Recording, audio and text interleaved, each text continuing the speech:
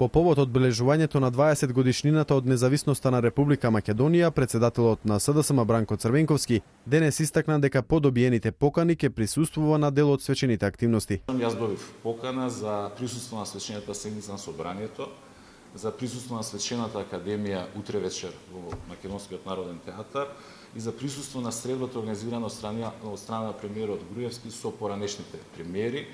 Тоа се логични настани, тоа се настани што личат за ваква прослава и на тие настани ја присуствува. Сепак ниту Црвенковски, ниту било кој друг член од партијата нема да бидат присутни на останатите активности кои се предвидени за денот на независноста.